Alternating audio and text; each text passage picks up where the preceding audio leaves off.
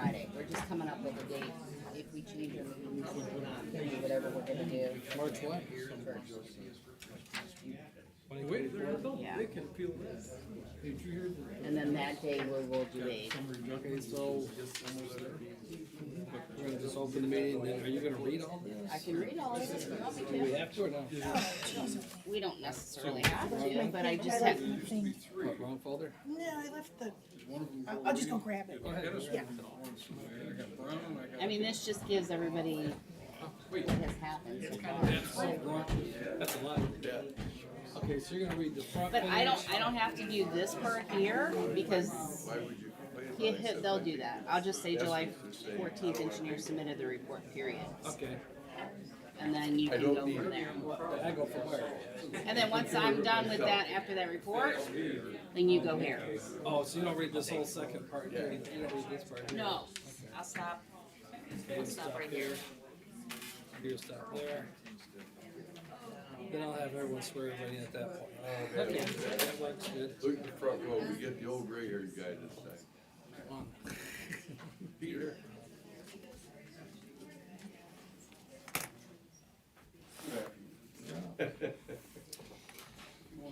And there are sign-in forms, I think Jessica's circulating Yeah, them. Jessica's in the back. Wave your hand, Jessica. She's gonna walk around and people that, oh, they're up there too? Yeah, I think they're doing them now. I just want to let everybody know. Okay. Commissioner, I was so worried about the, cover sheet that I forgot the PowerPoint. Oh, oh, okay.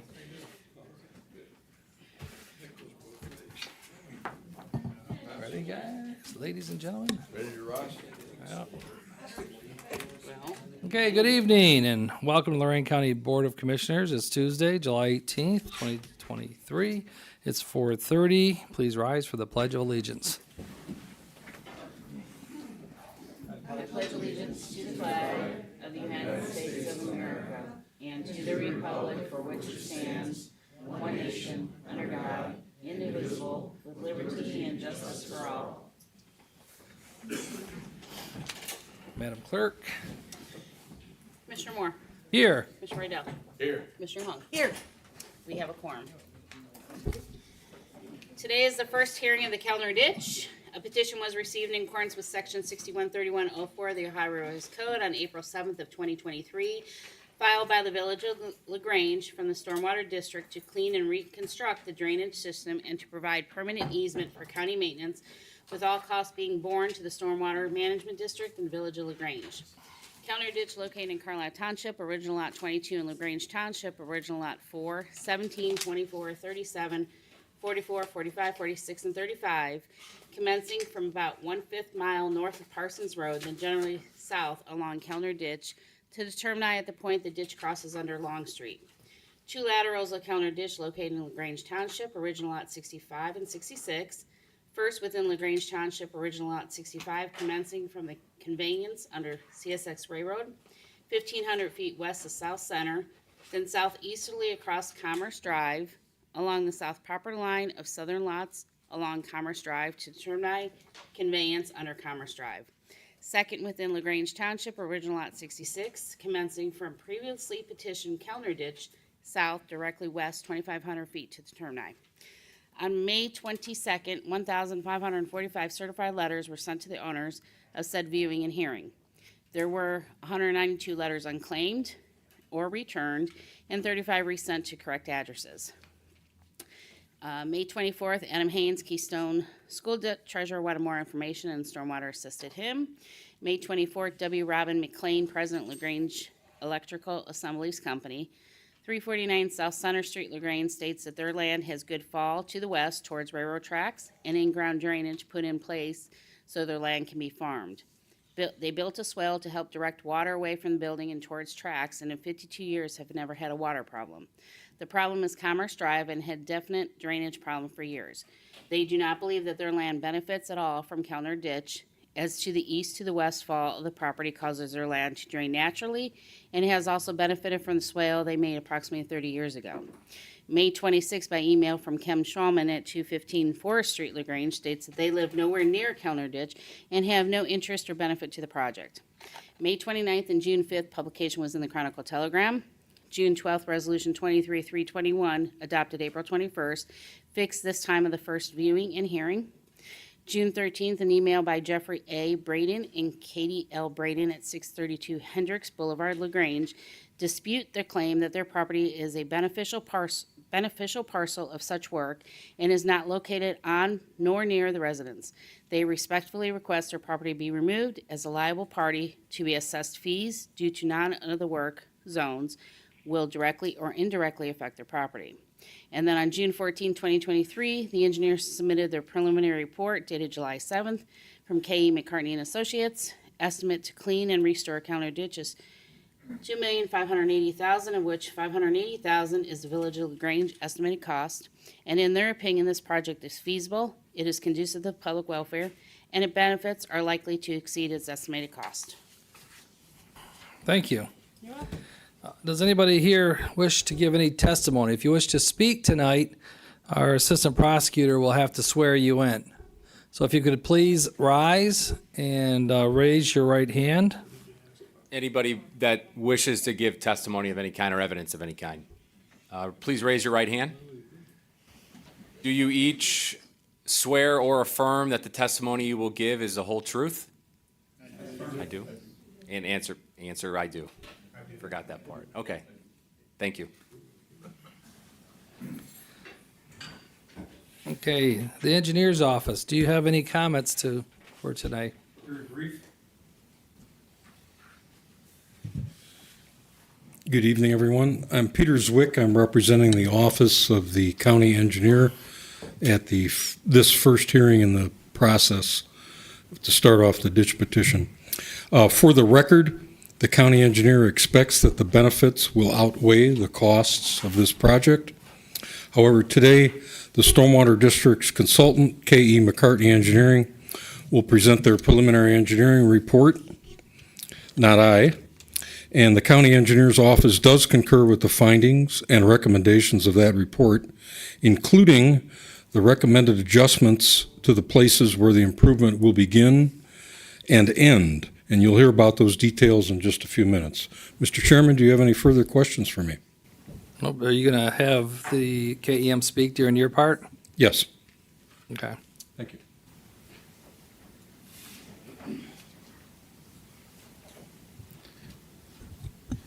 Thank you, Peter. Good evening, everyone. I'm Mark Ruffiner with K. McCartney and Associates, and I'm going to go through a short presentation just outlining what we have in the preliminary report. The preliminary report is quite large, so this will be a very condensed version of that. First off, we have a couple of photos, some representative of the ditch. We have a log jam shown there, an old footbridge in the second photo, showing it's blocking some of the high flows. There are a number of culverts on this ditch, some of which are undersized or not functioning very well, and a significant number of log jams.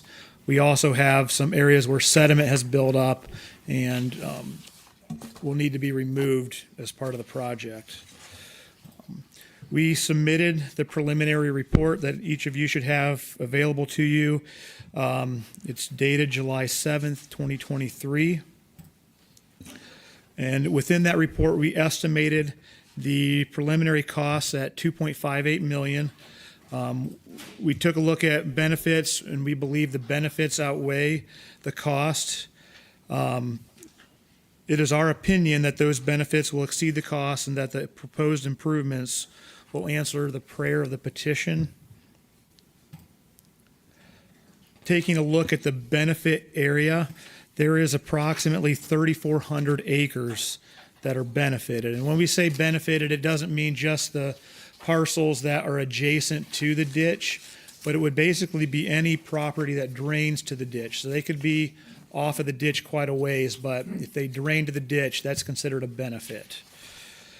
Can I interrupt you? Absolutely. Some of the letters that we receive, people are claiming that they don't receive a benefit.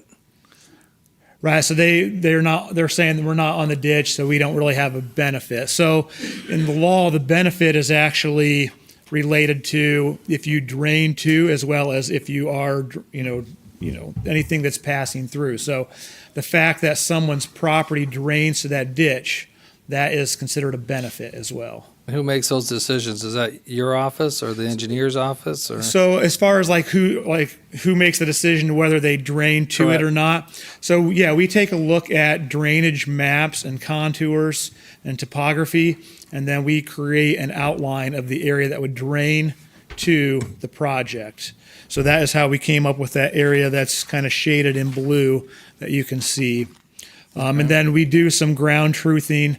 If there's areas that we're not sure of, we may go out and do some physical examination of the area. But basically, we're looking to see what is actually draining to that area. So as we get letters of complaint saying that they are not affected by this, who confirms yes or no that is We the can, we case? can review each of those and make a determination. Certainly, see where they're Don's at. nodding his head. I don't, Don, do you do that? Oh, I can answer that. Oh, thanks. Well, I thought I wouldn't have much to say today. So actually, it is the commissioners, the Board of Commissioners, who decide things about the benefits. So No, we do that, but how do we know? So Okay. this is the recommendation from the engineering department and the consultant that the storm district hired, stormwater district. And, If I pardon? may, so I think, like, what Peter's point is that they're making their expert analysis on who benefits or not. The board, as a finders of fact, determine that or not. If that makes sense. And I will remind the board that based on my research, this is the way it's been done in Lorain County since maybe the 1850s or so, that everyone in the drainage area who receives a benefit, whether it's because they're on the ditch and their own property is being cleaned up or improved somehow, or whether the outlet that ultimately drains their property is being improved. The county has been using this method for apportioning benefits for more than 100 years. So is the term we're looking for watershed? Yes. Thank you.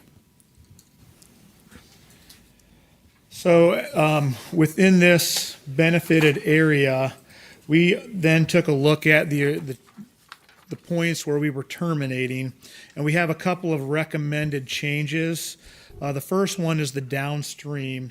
The original terminus extended past Parsons Road approximately 3,500 feet. And based on our review of the area, we're recommending actually reducing that terminus about 880 feet. And that terminus would then end basically just north of the Meadow Creek subdivision where the King Cobalt ditch ties into the Kelner ditch. So we're basically recommending shortening the project by about 880 feet because there's a lot of cost in that section and there's really not a whole lot of benefit that we determined would be gained from it. The second change in terminus is upstream, and these two locations would be at the Commerce Drive locations in LaGrange, industrial park on both east and west of Center Street. Originally, those laterals were included in the project. As we reviewed the location and the ditches with the village, it was determined that those property owners are already considered responsible for those ditch sections. And so the village requested that we take those sections out of the project. So we're recommending removing those two pieces. Okay, so total ditch length is approximately 5.2 miles. The goal is to restore local drainage for approximately 3,400 acres. It would include farms, rural residents, suburban residents. We will be clearing trees along the route, removing log jams. We'll be removing sediment and addressing some of the undersized culverts. And we will be providing a permanent easement for county maintenance in a 50-foot wide easement.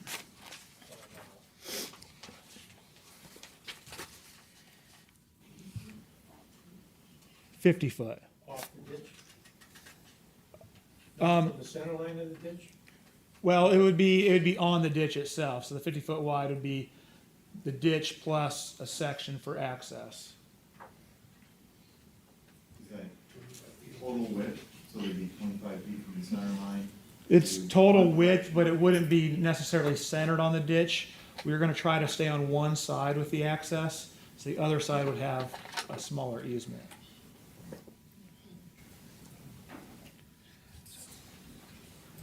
So today, the commissioners will have the opportunity to decide whether or not to proceed with this project and move to a final plan. You will confirm the project route and scope, and that will include whether to accept the change in terminus that we're recommending. You may fix the date of the final hearing. And if it is determined to move forward with the project, then at that point, final plans, specifications, and assessments would be developed for the project. And that is all I have. So who made the recommendation for the change in the terminus? So, Where did that come from and who made that call? sure, so the downstream section, we took a look at the original terminus where we were proposing to stop the project and determined that that cost the benefit didn't outweigh the cost for that section. So that's a recommendation that's coming from us. On the upstream side, for the Commerce Drive sections, the village requested that we take those pieces out of the project. So how's our cost looking? Because it was at, what, 2.5 million? So that is after we take those sections out. Oh, Yeah. okay. Looking for a little bit cheaper, so. How's that work?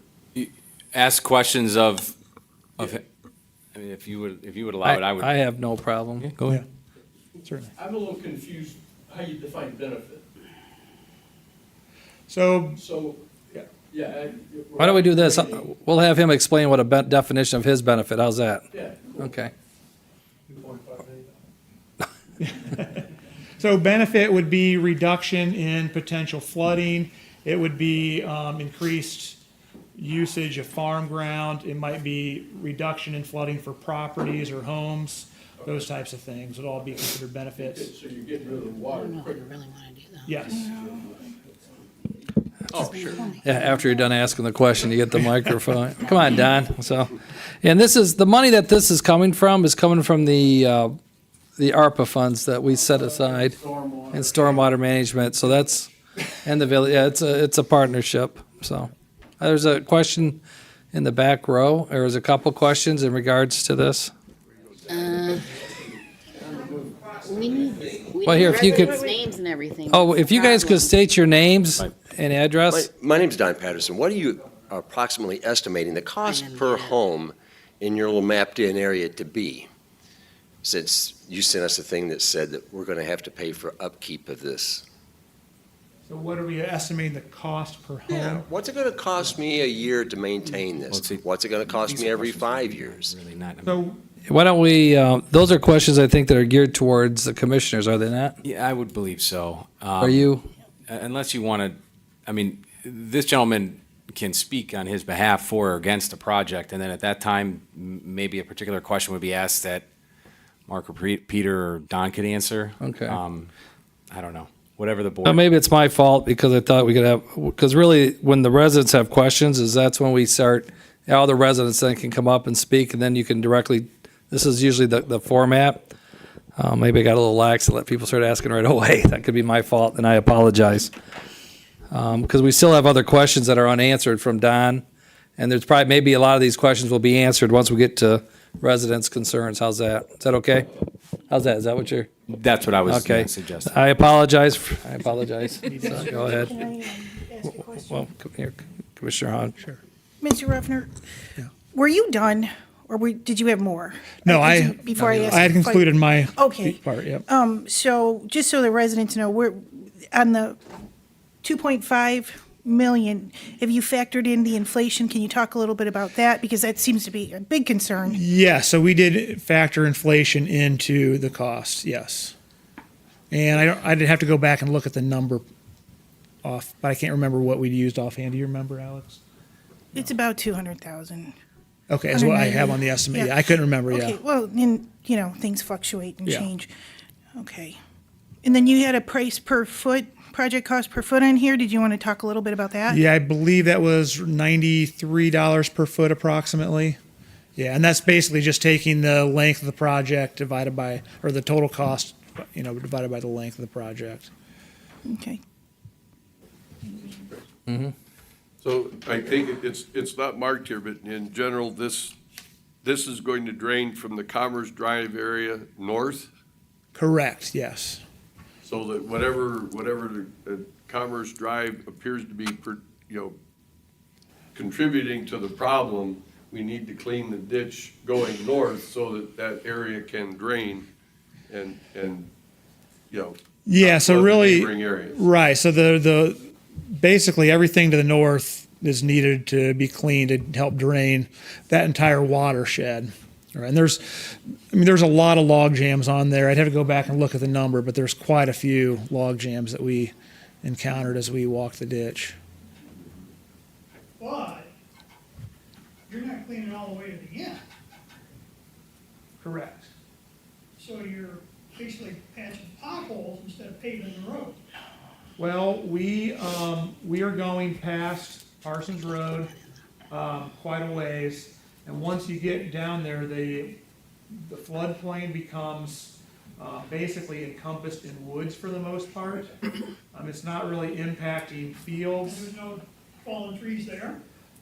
There are, but with the fall of the ditch, basically we did an analysis and determined, we're going far enough that any log jams are not going to have an hydraulic effect back to Parsons Road. Here, why don't we continue with Don, the village, townships, then all the residents will be able to speak to every question, and these gentlemen are going to be here to answer every one of your questions, okay? If that's okay. Sorry, ma'am.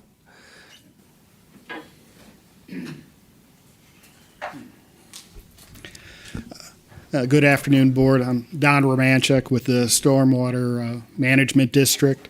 To let everyone know, the letters that you receive, because this is a ditch petition, we're required to include information that gives an estimate of what an assessment could be for construction, as well as what an assessment may be for the ongoing maintenance for the project as we go through this. I cannot speak directly to every resident within the village. That will ultimately have to be something to be described by the village on how they're going to end up handling any potential maintenance assessments.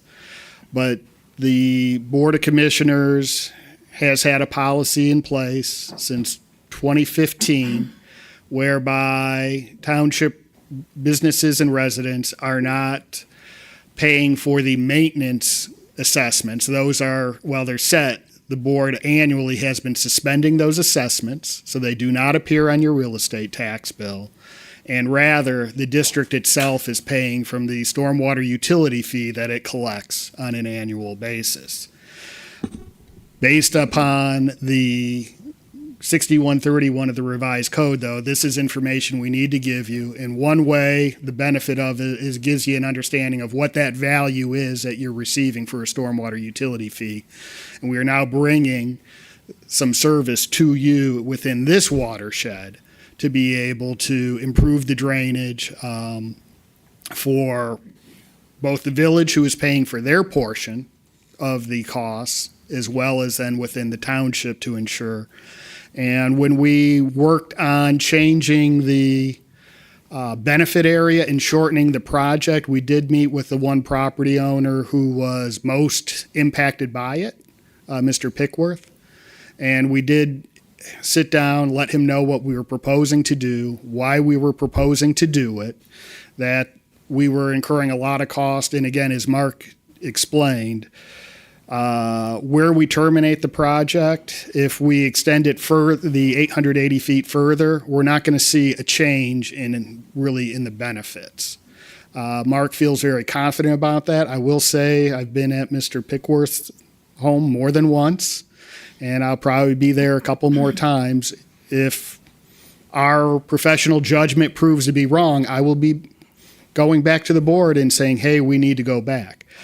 But based on the analysis we've done, the elevations, where the floodplain is at, the land use that's there, we do not see it impacting his farm fields. We do not see it impacting the houses further south. That water should be able to get there, and if there are log jams holding it back, it's going to spread out within the contained area. There, there's more of a bluff. So the water has to get very high before it begins to spread out over more productive land. I think there's like a 20-foot fall on it would be on the west side of the ditch. So it's got to rise quite a ways, and none of our models that we've kind of looked at, I shouldn't say models, but nothing that we've seen would indicate that that would happen. The water would continue to move down. As we move north, the water, we do get a bit more fall. It's flatter through the village and going across Parsons. So those are, I think, a couple of the big things. On the southern end with the terminus, that was in consultation with the village. They had conversations with their law director, who had determined that, it wasn't, and they can speak on this later, but it wasn't to the benefit of the village or to the project to take that on and take those costs on when there were already mechanisms in place for those sections of ditch to be maintained already. So those, I think, are some of the big issues that I heard. Let me reinforce the source of the funding is from the Board of Commissioners putting ARPA funds towards this project, the Stormwater District putting in funds, and the village putting in funds for their portion of this project, so that there will be no construction assessments needing to be charged for this. And then for the township, I can confidently say that the board's policy has been, and even this year, I don't know if it's come up yet, have we set the assessments for that? Or so you'll see probably shortly that the board continues to suspend the collection of the assessments as they have for the last 8 years. So with that, board, do you have any questions for me on this? That was a little disjointed. I think the residents are going to have enough when you, so you might as well have a seat and get ready. So, all righty. Thank you. is there anybody here from the village here to have a comment? Okay. Yep, come on up.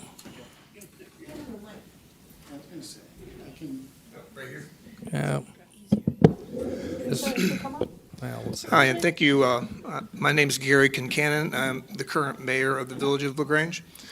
And previously, I was president of council. I've been involved with this project from the very beginning, either as president of council or mayor. I'd like to answer what I think the whole issue of benefit within the village would be. I know myself and a village administrator, we have answered this question numerous times. All of the stormwater in the Village of LaGrange eventually goes to Kelner Ditch. I use myself as an example. I'm not contiguous. My land is not contiguous to Kelner Ditch, but my water goes into a storm sewer, which eventually goes to Kelner Ditch. And we have to continuously explain this over and over. It doesn't seem to get through very well. We also have to explain how it's paid for in the village. We have a $5 stormwater utility fee every month on our water bill, and we've been accumulating that money for quite some time, and that's where our portion of the funds will come from. This is the first time I've heard, and Mary Kay Gates, our village administrator, and I have talked about this. This is the first time that I think the village has heard that ARPA funds would be used for this. We've never heard that before, and we would think that perhaps maybe a little bit of that could help out the village too, and instead of us using our whole fund for our portion, it would be nice that ARPA funds would go toward the village, at least some, toward helping the village out in this capacity. Other than that, do you have anything to say? That's a good mayor asking for more money. Well, but believe me, Believe me, I could give you plenty of examples.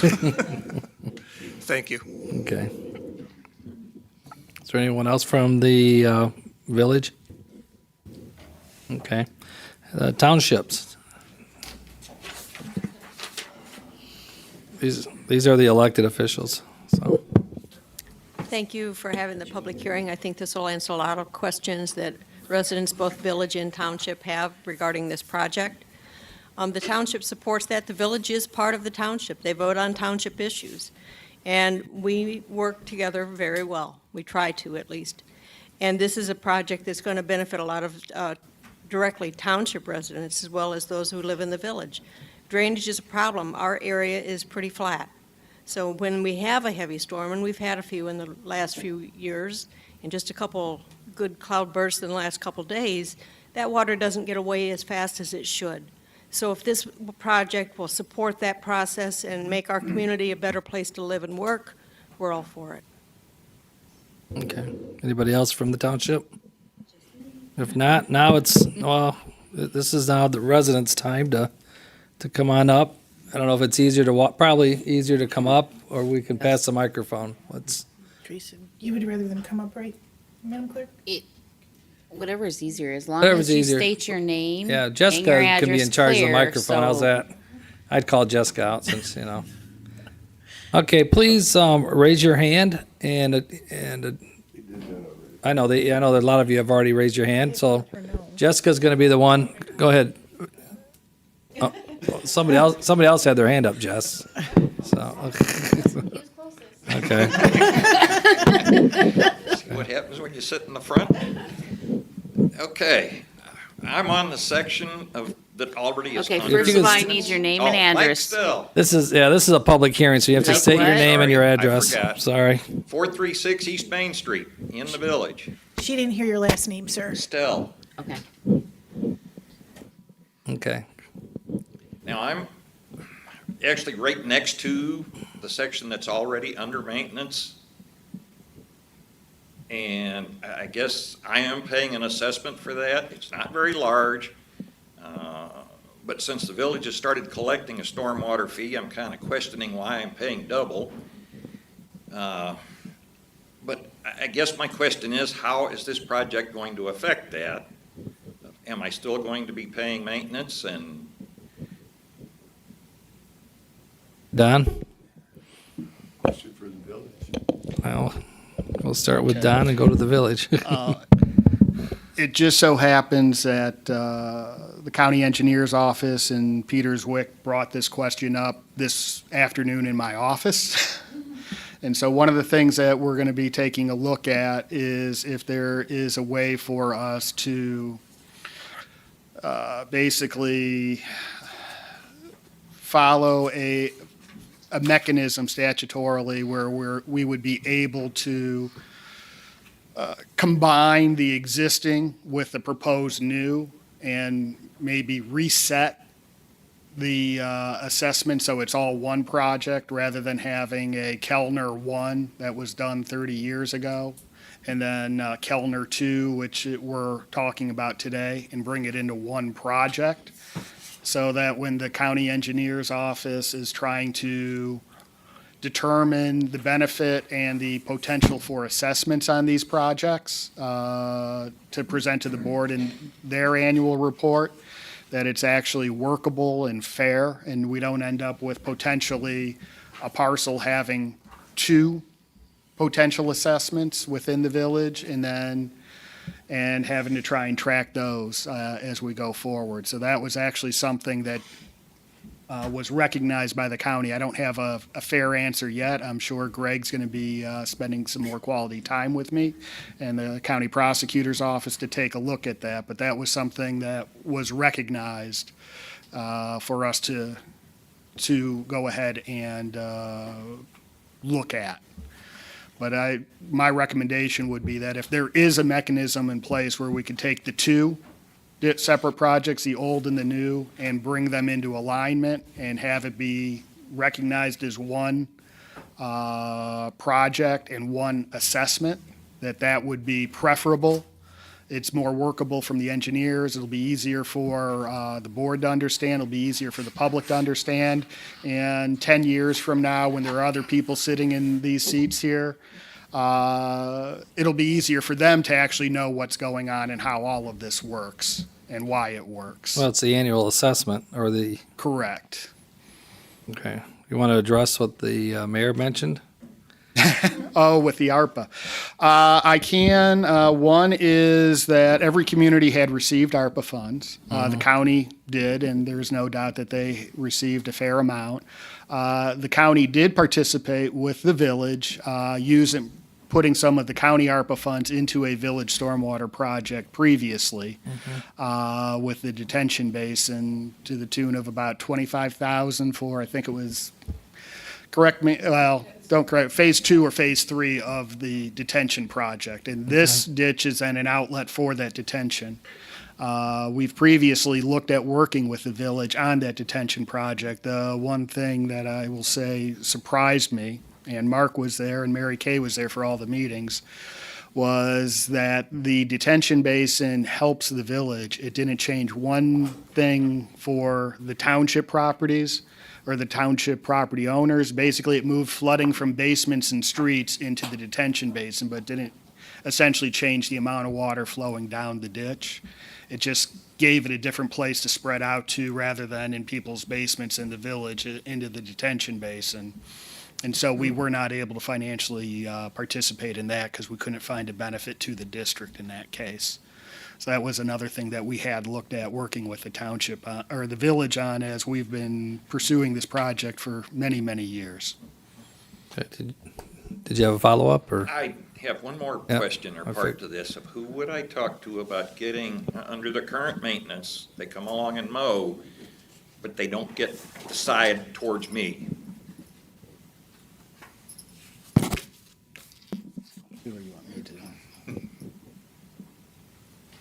That's under county engineer maintenance at this time. I'd have to look into that for you, sir. Okay. There's people in the back row are asking. There he goes.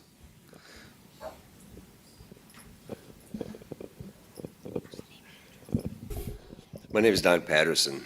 I live at 40156 State Route 303. I'm almost down to Wheeler Road. My property is surrounded by farmland. So are the other 5 houses around me. I don't see how any of this one would affect those houses in the least. You can say what you want, but the guy behind me that owns the farm, I don't know him, but I've seen him out there planting pipe, taking care of drainage issues. I don't see how this affects those houses out that far in the first place, because I'm all the way out on Wheeler. So you guys can do what you want. I got a slew of questions, so I don't know how far you really want me to go. No one's came up with, you guys want us to sign a piece of paper or agree to pay for maintenance? You haven't told us how much is this going to cost us? Is it going to cost us monthly? Is it going to cost us yearly? Or are you just going to come down and tell us you need another $5 million?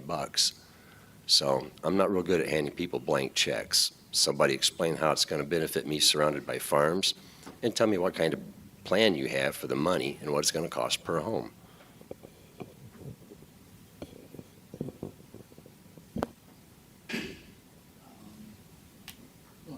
You guys having a sidebar? Well, we started to. Okay. At this point in time, as far as to address the blank check, right now we have the engineer's estimate of $2.58 million. The board is going to have to be able to find that the benefits are greater than the costs of this project.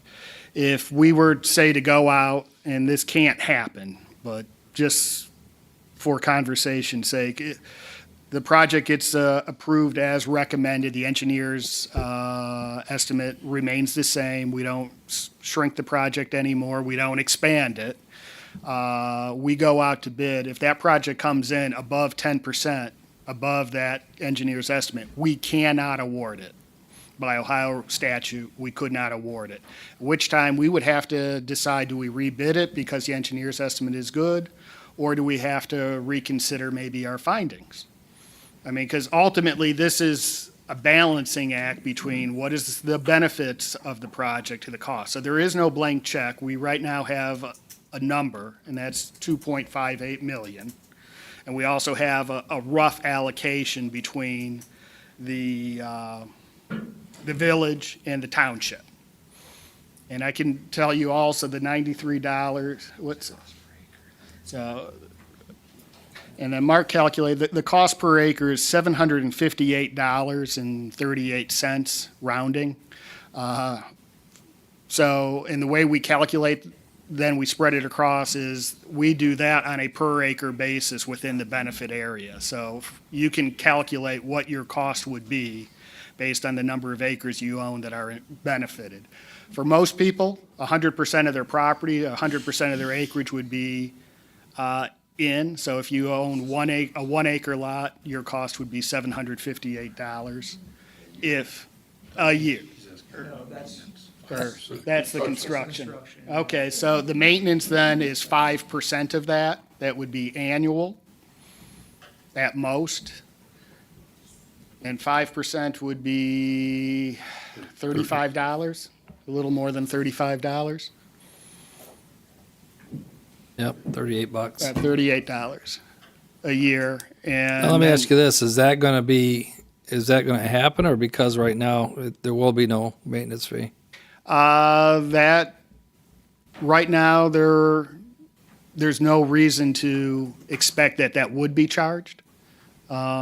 There could be a future board that may decide to impose that. But it's not been previous boards or this board's practice to charge that. And one of the options that we look at is, our stormwater fee, and is it sufficient to continue to do the maintenance? So we would be looking at the fee. Now, the board does have an opportunity as well to define, and we can look a little bit closer at Mr. Wheeler to determine whether his water really goes there if he's out on the edge. But I will say that Mark, KEM, as well as the engineer, have done a very good job at determining what the watershed is for an area. And in the urban areas, a better example would probably be in North Ridgeville, where they had to follow the storm sewers because the contours weren't working, and when storm sewers go in, they sometimes buck grade for a little bit and take water in a different direction than you would think. And Mark and Peter have adjusted the watershed based on reality, not just on the contours on a map. I think there's a follow-up question. So how does that explain homes that are that far out that are still on septic systems that are surrounded by farms that don't have sewers? That How are we involved? that farm tile has to outlet somewhere. It doesn't just take the water and make it disappear. It's going to go to a lateral of Kelner, and it's going to work its way eventually into Kelner. If Kelner backs up, then its outlets are going to back up. And that is the benefit that we're defining. So eventually the water that would fall on anyone's property in that watershed ends up in Kelner ditch. And so everyone's contributing then towards the maintenance of that to ensure that their water is able to flow and not be a burden on the downstream neighbor from them. Right, so the previous statement where you said it doesn't impact fields is not 100%, just fields then? I'm not sure that I either understand your question or maybe. Here you said that it doesn't impact fields, it impacts more of the wooded or urban areas and not impacting fields so much. In the downs, okay, I understand now. When we were talking about where we had terminated the project and why we shortened the project up, there we stopped it because we're not getting any substantial benefit for the incremental cost we are incurring to clean out that section of ditch. So there is no benefit, or there's not a substantial enough benefit to cleaning out that section of ditch. It's not, if we clean it out, it's not going to change the amount of flooding that's going on upstream. So that statement was meant solely for where we terminated roughly 880 feet north of Parsons Road. And the area there that would be flooded has no improvements. It has no farm field. It's not producing income. It's within an existing floodplain and is actually a more naturalized portion of the ditch where it's got a lot more sinuosity, to use a fancy word, or S-curves. And so in that case, that's where we're talking about, well, it floods, it's not going to have much of a damaging impact versus when it floods in LaGrange, there are thousands and thousands of dollars of damage. There's roads that go inundated that then becomes a health hazard. Can safety vehicles make it through? These are things that we're trying to address. When it floods where we're stopping it, if it were to flood, there is no significant harm. There's no significant damage. Okay. I think someone, or did he have someone up front, or is he, you have another question? So whenever we build new homes in LaGrange, which is from what I hear as far as just rumors going around, there's supposedly, and I could be wrong, 2 new developments that are in consideration now. Are those houses going to end up paying for some of this too, or are you just going to leave it on the people that have homes that have been there since the 50s and 60s? This would, if any development that goes on within the watershed, the county engineer's office, and this is one of the reasons why Peter had brought up for simplification fact, is those costs would be allocated to those houses. So anyone coming into that watershed and building new and subdividing property, they would get a prorated share of the Well, they'll be charged an annual fee also, correct? Correct, for Okay. maintenance, or at least it will be placed there pending the board or village's actions to suspend the collection. Okay. Tim Gress, 14270 Meadow Creek Lane. A question for the engineers, why don't you do this on the north of Parsons? Why don't you do this on the east side as opposed to the west side?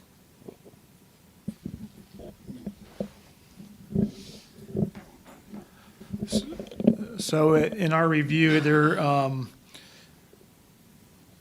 is easier access on the west side, and so that is going to reduce the cost as Figured that well. was it. Easy. So my neighbor and I are impacted by this, the fact that we have no trees along that ditch. And when one does fall down, we clean it up. All the trees that fall into the ditch are on the east side.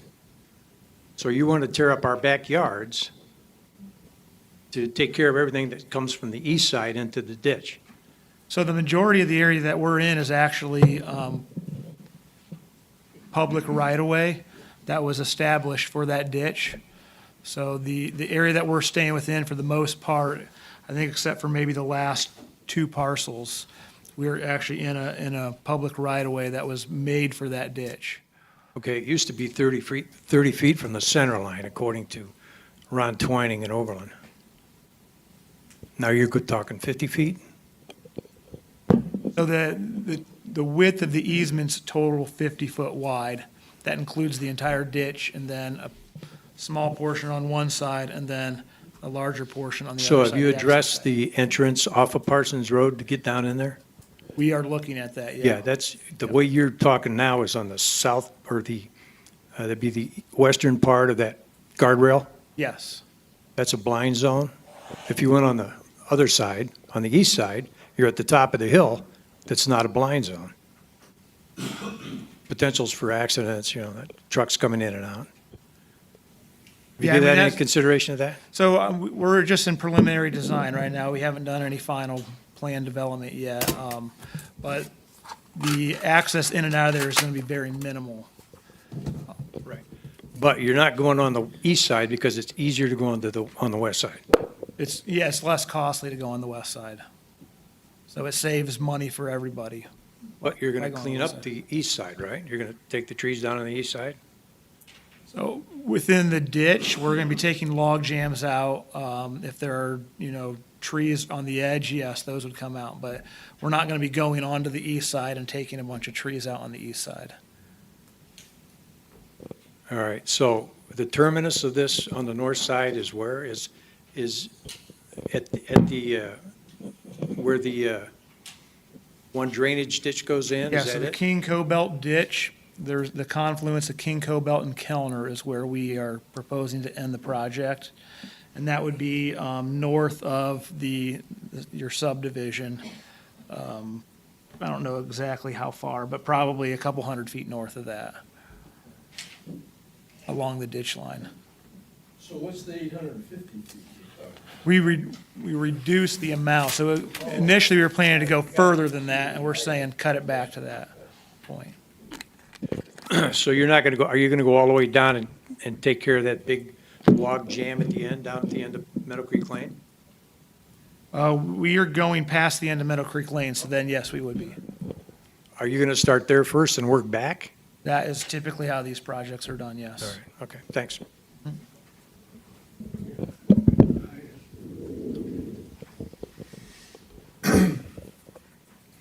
Tom Miller, 41500 Rachel Drive. I'm in the Rodak Ridge subdivision. I'm in the township. A couple questions here. First one, with respect to the watershed, is that something that could be expanded in the future? Meaning that I anticipate subdivisions will be coming in. First of all, I'm a proponent for this. I think it's a good idea. But as the subdivisions go in, do we foresee this as being the main drainage out of the area?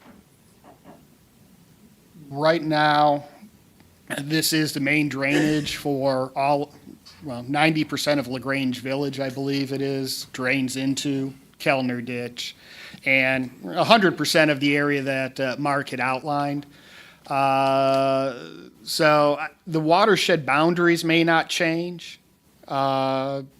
I guess theoretically they could if someone were to put a subdivision outside of the watershed and would pipe in, but they should not be doing that. It's not typically a best practice. But anyone who would be developing within would need to follow the stormwater rules within the township. That means that they have to not only do erosion and sediment control, but their post-construction or comprehensive stormwater management, where they would be responsible for detaining their stormwater so that they're not putting in any more water at a faster rate than it was pre-development. And they would have to add a water quality component so that the water itself that is leaving is of a higher quality than it would otherwise have been to protect the health of the watershed. Does that answer the question? Yeah, that answers my question. Okay. And then the second part has to do with the easement. 50-foot wide is basically most of my backyard. So my concern is that there's quite a bit of trees in there, that you guys would come in and clear it out. Is that potentially what would happen?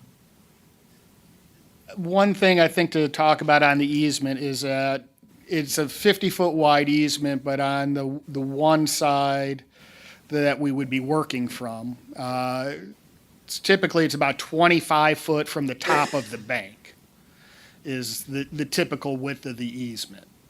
So normally it's not wider than that unless we make an accommodation for a homeowner. Say there was something that was in the way that needed to remain and we have to go around it.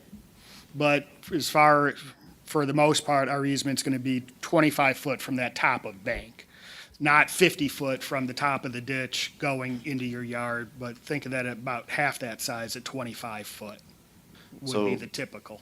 If the project goes forward, then I would expect basically a path to be cut alongside the ditch all the way through 25 feet wide, which is roughly the width of a road, like a 2-lane road. Yes, I think right now that would be a fair expectation.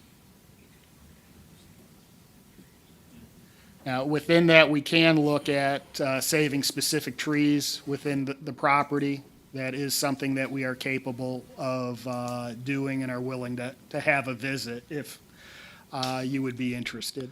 Could it be less than 25 feet? It can be less than 25 feet, but in general, what the 25 feet allows for is for an excavator and a truck to be able to work without damaging property outside of the easement. It gives them room to move, to maneuver. But there could be places where we might be able to work with you, but we couldn't make it like 10 foot all the Okay. way. I was thinking like the width of one lane of road, which is what, 12 and a half feet? Yeah, that would be a little narrow for us to actually be able to work. And we've gotten complaints in other places where easements have been narrow, where an excavator swings out a little too far and then damages a tree outside of the easement because there's not enough room to actually work and move. So, but we can take a look at, on a case-by-case basis. And this is a public hearing, and the three gentlemen here are probably the ones that you have to talk to if you have an issue with that. Okay. This is when we start the process, and you can start working individually and have them come out and walk Okay. your property and say, look, here's what I got. And maybe you can work this stuff out with these gentlemen and make sure that you ensure if you have a 100-year oak tree or something to that effect that we can discuss with them. Okay. I highly recommend all the homeowners to do that. If you're concerned about an easement, just talk to these guys. They'll walk you through it. And then if you have an issue, maybe we can work it out prior to the next meeting or public hearing, and we may have to hash it out in a public hearing. Does that sound about right? That's the way we do it. Okay. Okay, thank you. There's others that are. I think he was first.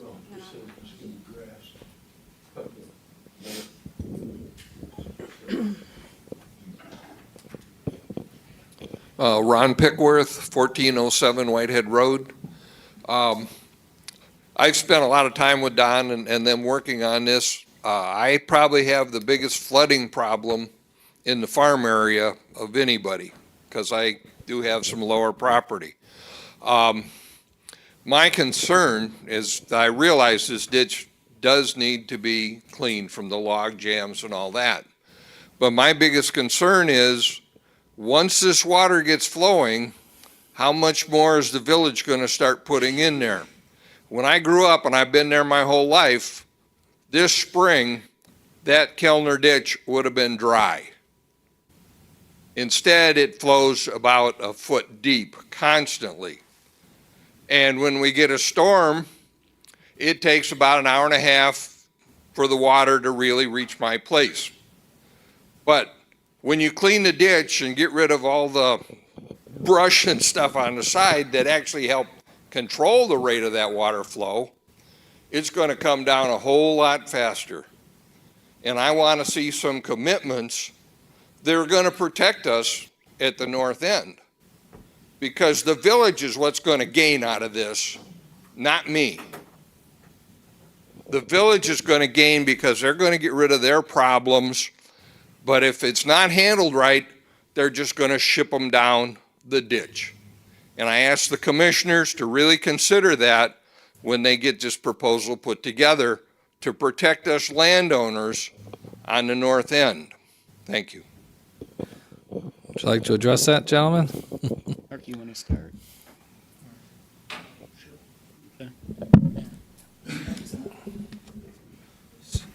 So yeah, that, certainly as the ditch is clean, that is going to allow water to move downstream more quickly.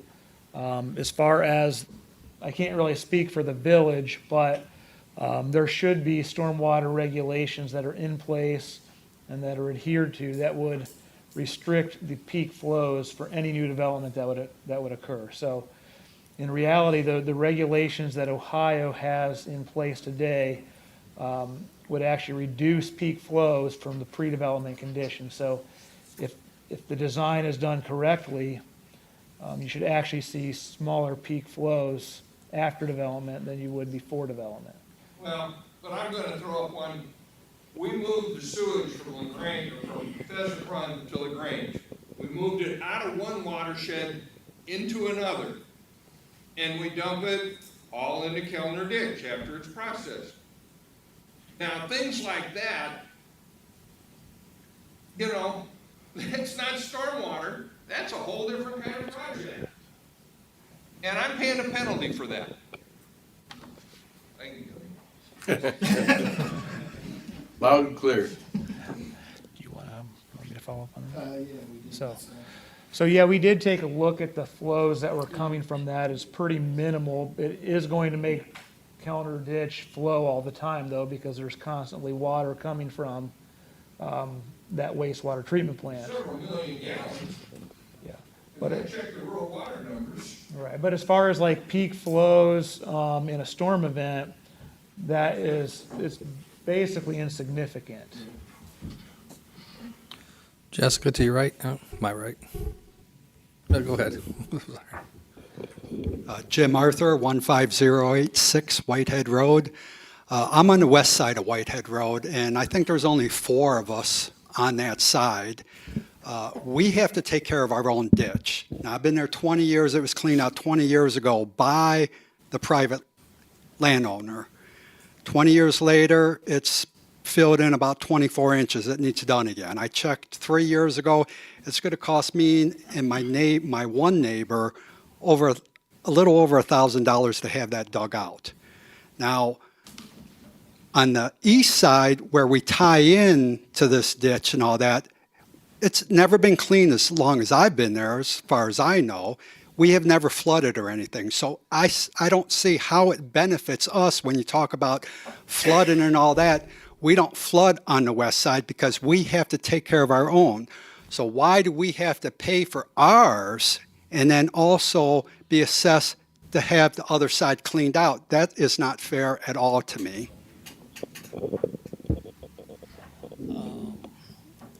I guess, just one question for clarification. Are you in the township or the village?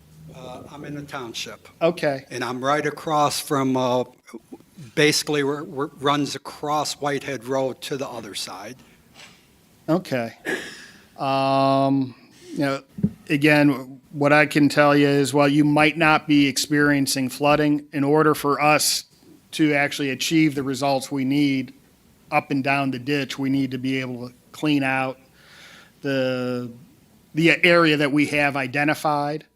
And, again, your water is getting there. Right now, it might not be flooding, or flooding your property, but when it gets across Whitehead, if the water you're sending can't get into the ditch, your neighbors across the street will be flooding. So again, this is trying to make sure that the water can continue to flow and get to the ditch. And while, again, it hasn't impacted you, it would be impacting whoever the property owner is across the street that's receiving your water before it gets to the ditch. It's never flooded over there since I've been over there. And once again, we're paying for ours, so we're paying twice the amount. We're paying for ours, plus we're paying for the other side. That is just not fair. It is not the intent of the commissioners to assess for this project. Are we cleaning out his ditch or no? We are not cleaning out his ditch on his property, the one that he says he cleaned out. I don't 20 believe years that's ago. Kelner. I'm just asking questions. He's away from Kelner Ditch, so no, we wouldn't be, based on the maps, there's no ditch that but we he's would in be the cleaning. flood- But he's in the He's in the floodplain. watershed that the water would go to. So I guess that the question at hand then,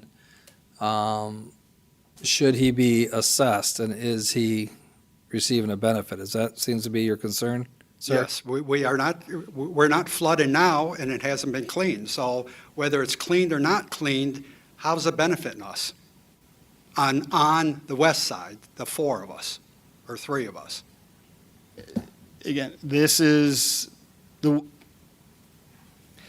where all of the water is going to. So your stormwater is going to Kelner Ditch. So if eventually, now you might be on the edge and it would take a longer time for it to happen, but how many people I guess the question is, how many people need to suffer before you suffer?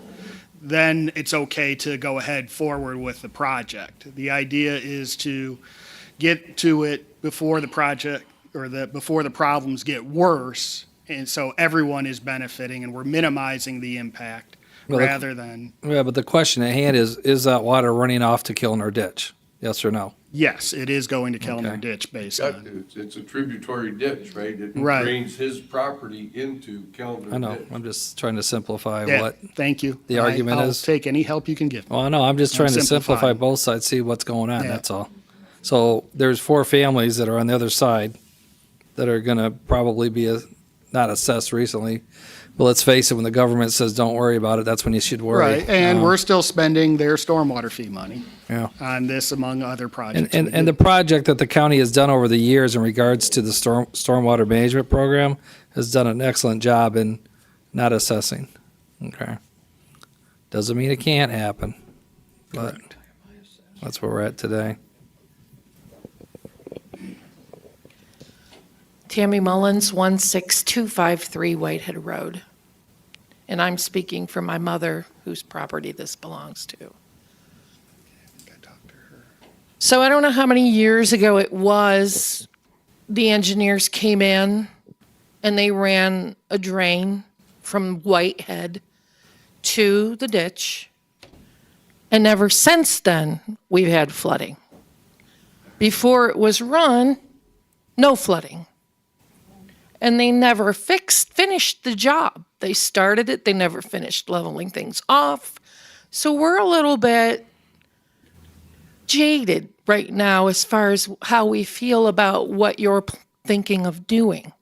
The second thing I've got is, how do you plan on making sure that your 25 or 50-foot easement isn't trespassed upon by the numerous people that live in our area with ATVs, UTVs, odd machines that run down there already from dawn until dusk, and all their noise that happens down there. And please, and with all due respect to the men who are here who work hard to protect us, don't tell me to call the sheriff just so I can hear UTL on my scanner. Okay? You're literally dividing our property in half by what you're planning on doing. And I need to know, because I'm sitting here confused as to whether or not you plan to assess my mother $700 plus odd dollars times 8 acres, if that's what you deem as being benefited, to her property taxes that she already pays a horrible fortune for. I think it's really, I'm all for the police, I'm all for the government. I attend council meetings all over. I've never attended one of my own, but I will be. I really want to know how you plan on, number one, keeping an eye on that road that you're building back there. When will somebody come to our property and finish the job they started? And are you really going to be happy with just 25 feet? When might you take more? An assessor for that too. I've lived there since I was 11 years old. And I'm with Mr. Pickworth over here. There hasn't been any real problems for us with that ditch. We didn't have any problems until the county came to fix it.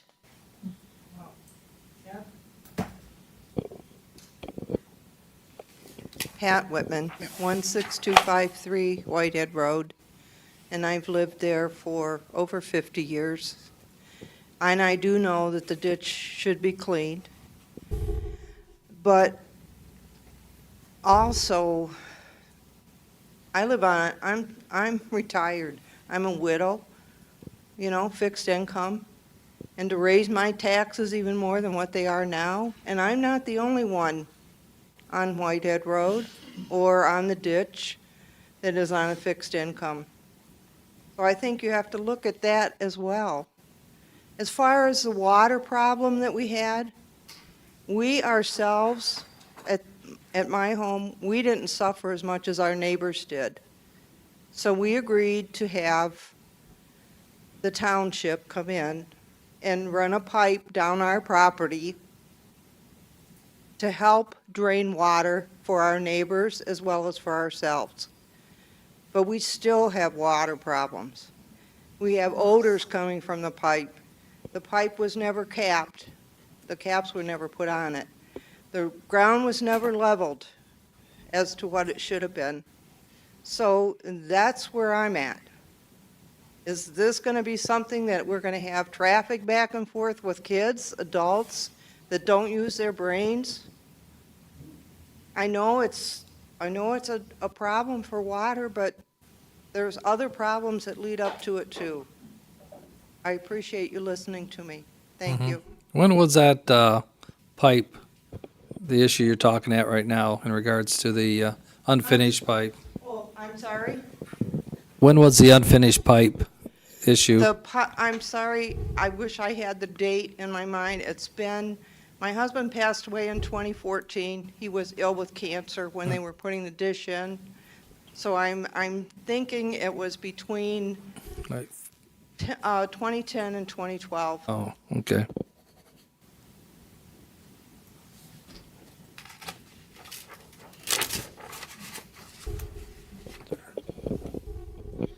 I'm really apologize. I have the greatest respect for all of you. I understand it's not easy to sit in your seat. Oh, no problem. Thank you for. So I'm sorry I No. sound angry, No, this is but this that's is great. all I have, my mother. Yeah. You know, I'm trying to make sure that she's okay. Yep. No, we want public input. Okay. Good and bad. Do you guys have anything to add in regards? Because the thing is, they were saying what the cost benefit analysis is on the $700 plus per acre. That is not what's going to be assessed. It's going to be, that's the cost of construction, right? That's how you guys came up with that number. Correct. That, I'm just trying to walk everybody through this, make sure, and tell me if I'm wrong. Yep. So that was the estimated cost, so you guys do your benefit analysis. Now, how do we pay for that? Well, we either have the residents pay for that, or we take the recent gift from the federal government and use some of that money for stormwater management, which is what we did 2 years ago. When we received that gift of we got $60 million, a lot of it we took aside and we put $6.5 million just in stormwater management so that we could fix, or so that we could fix our flooding problems countywide. I just want to kind of rehash why we came up, where this money came from, how we're reinvesting it back into our flooding issues countywide. And so you're not going to be charged $700 plus per acre. But according to what I'm hearing today is what you will be charged, and working with the village or the township is, and that was a discussion earlier, so they're not being double charged. So if you're being billed right now for that work earlier, that's something you guys are working. Okay, Peter's shaking his head no, so I don't know. I'm probably talking about That's not on this. that's not on their on their property? Okay, so it's on his property, okay. So just to let you know, I just want to make sure you understand that aspect, because these guys are going to run now, right? You guys are going to, not run, but continue the conversation. Okay. Sorry.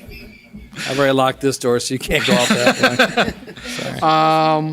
Sorry. So again, for township residents, the maintenance, which we estimated at roughly $38 a year, right, that assessment would be suspended, not collected. That's where the district is using the stormwater fee it generates for the long-term maintenance, the ongoing maintenance. So when the engineer's office or a contractor goes and does once a year an inspection so that they can generate a report to determine what needs to be done, and a maintenance,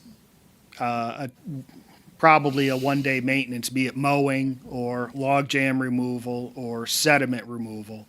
Those would be paid for, at least within the township areas of this ditch, using the existing stormwater utility, or the stormwater management district would pay, as long as the board, again, continues to suspend the collection of the payment, of the maintenance assessment that they've been doing for the past 8 years.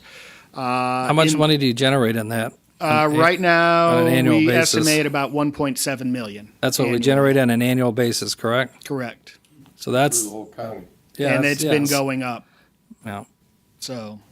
So it's not just because, it's not that if we don't get any more ARPA funds, it's the fact that stormwater management is becoming more and more, I don't want to say self-sufficient, but has the ability to offset these costs for the residents, correct? Correct. And as was asked earlier today, as new homes are built, as new businesses move into the district, they are being charged that fee as well. And that's where we're seeing our revenues go up. So is because we continue to grow as a county. And then for the village, I can't speak for what their mechanisms may be, but the mayor had said that they were looking at the stormwater fee they collect to be going towards at least paying for the construction of the project and then for the ongoing maintenance. We have $5 a month fees, $60 a year basically. And businesses are charged by the square footage of their roofs. Hard surface. Hard surface, yeah. So what, in regards though to an unfinished project that seems to be having a few individuals jaded because they feel that, is it gonna happen again? Well, one, I would like to meet with the, Would you like to go out and look at this? I would like to take a Okay. look at it and get a better understanding of what's going on and who may have done.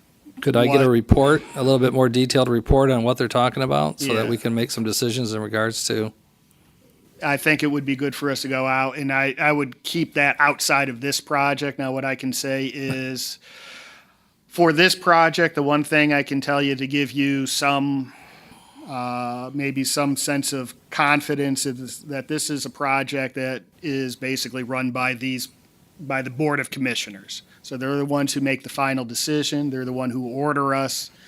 And in the statutes to order the engineer to do certain things. We're going to be bidding this out as a complete project, and you'll have contact to myself.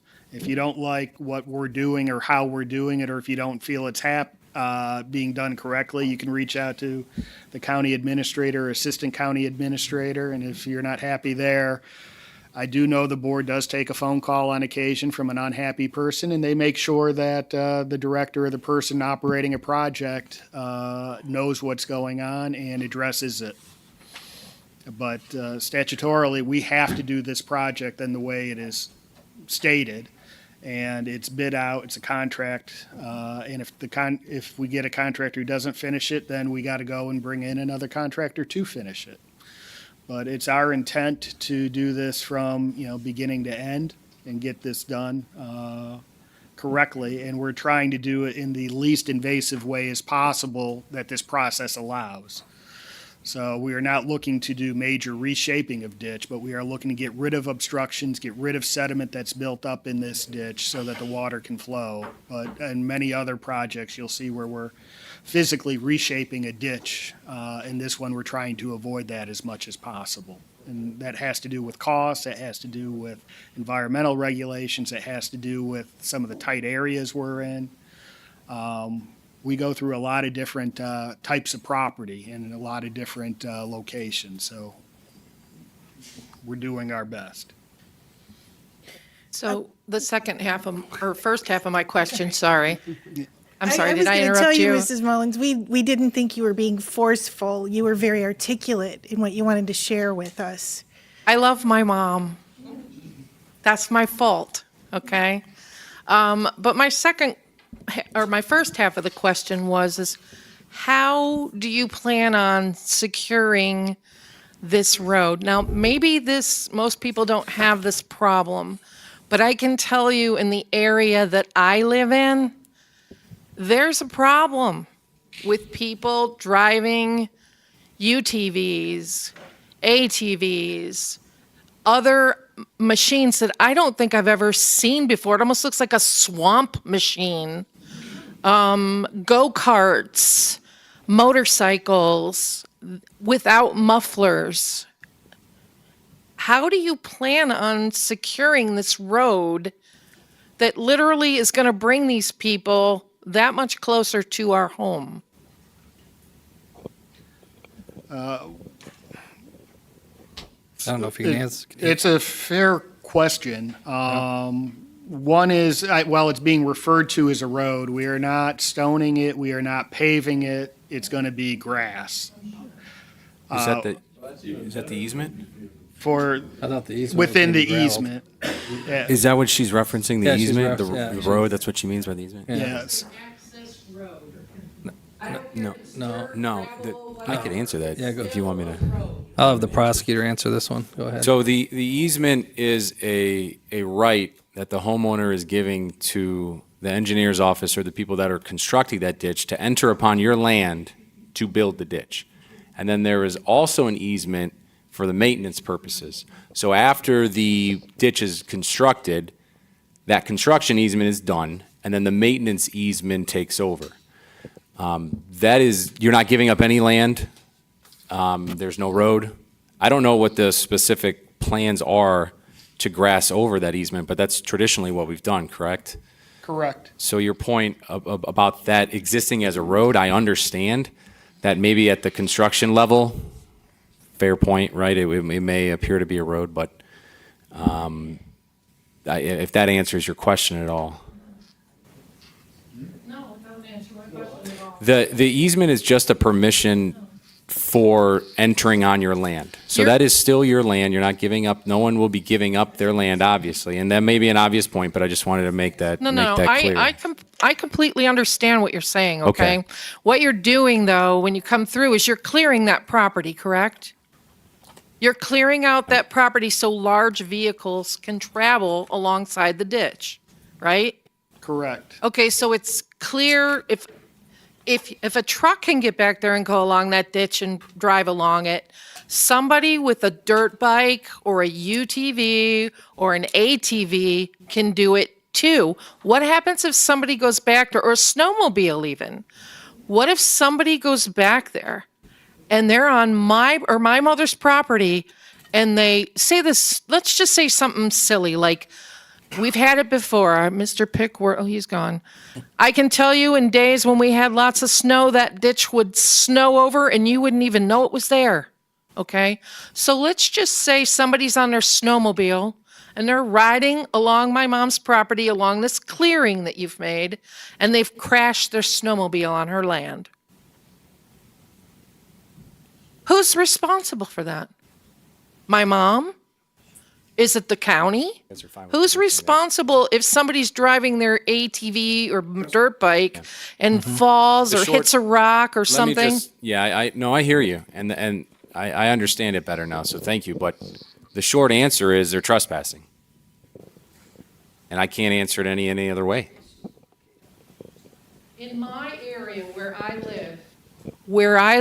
we live, and a couple of my neighbors that that are here next to me, we have an ongoing issue with a resident that is constantly on some sort of a vehicle, constantly.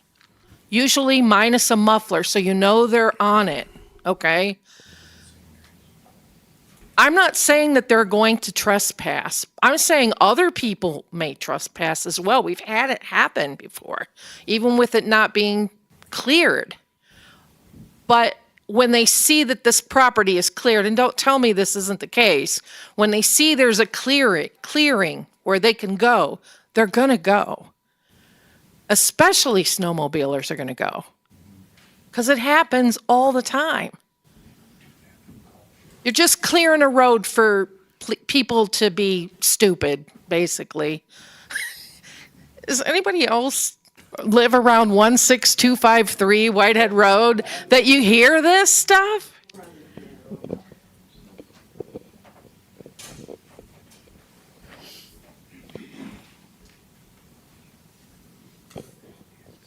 Claire Reimer, 14230 Meadow Creek Lane. She just really did such a good job. I just want to emphasize, we have a very peaceful, we call it a creek, ditch. Our backyards go up to it. We keep it nice and clear. And what we're concerned about is exactly what she has been so eloquently saying, not trespassing, because it's not, I guess it's not our land, it's public access. No, it's your land. It's your land. It will always remain your land. The easement is just permission to enter upon your land Well, I'm not, to construct the ditch. but I think there's an easement that isn't our land already. No. They're in this You've got a area. separate situation in that subdivision. There is a section, there's a section of public or common space that is not their property. Oh, like a dedicated right-of-way for the It's drainage just or for that one subdivision. Yeah. Okay. So, but right now, nobody, you don't use it because there's some sections that are all full of weeds and stuff, but when that's a grass road that you guys maintain, which I assume means you're gonna mow it, it's gonna be wide open to becoming, there goes our peaceful. So any value that you think that we're getting, it kind of goes the other way. It becomes a devalue. Then she did a really good job explaining that. But that's a big concern we have. How are we going to keep people out of there? You can put up gates or not? I don't know. And then I have the other part would be a question. Have you considered having the access, instead of on the dangerous dip on Parsons Road, be down at the end of Meadow Creek Lane, which is nice and flat, and you can go back to the creek? That's something we can evaluate. Good. Well, okay, can you really evaluate it very hard?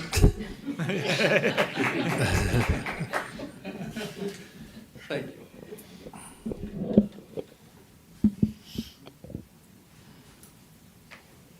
Anybody have any other questions or input or statements? This is the time.